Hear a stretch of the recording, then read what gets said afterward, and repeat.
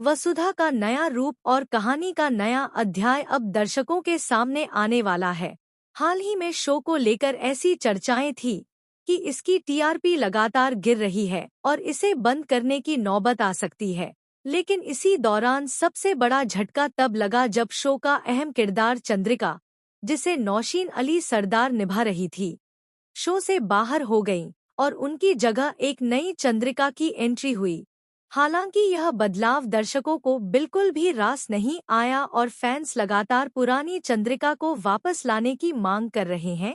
Social media पर यह आवाज इतनी तेज हो गई कि मेकर्स पर दबाव डाला जाने लगा कि अगर कहानी में कोई नया मोड़ और नयापन नहीं लाया गया तो शो का टाइम स्लॉट बदलकर किसी और को दे दिया जाएगा।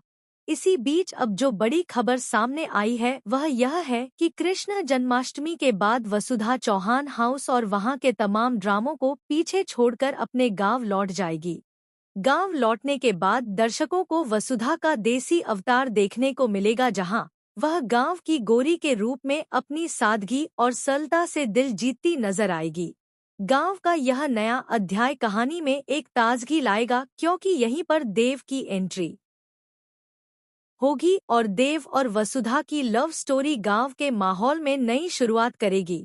इस सादगी भरे वातावरण में यह देखना बेहद रोमांचक होगा कि वसुधा देव की भावनाओं को किस तरह समझती है और क्या वह चंद्रिका की कही गई कड़वी बातों और पुराने अपमानों को भूलकर देव को अपना पाएगी या फिर उससे दूर रहने का फैसला करेगी। शो का यह मोड़ दर्शकों के लिए बेहद भावुक और उत्साहजनक होगा, क्योंकि लंबे समय तक गलतफहमियों और मुश्किलों का सामना करने के बाद देव और वसुधा का महामिलन होने जा रहा है। गांव की पृष्ठभूमि, वहां की शुद्धता और रिश्तों की असली अहमियत इस कहानी को और खास बना देगी। दर्शकों के लिए यह अनुभव सिर्फ एक लव स्टोरी नहीं, बल्कि एक भावनात्मक सफर होगा जिसे वे मिस नहीं करना चाहेंगे। यही वजह है कि शो के अपकमिंग एपिसोड्स को लेकर दर्शकों का उत्साह लगातार बढ़ता जा रहा है और हर कोई यह देखने के लिए बेताब है कि आखिरकार गांव में वसुधा और देव का यह मिलन किस तरह से होगा।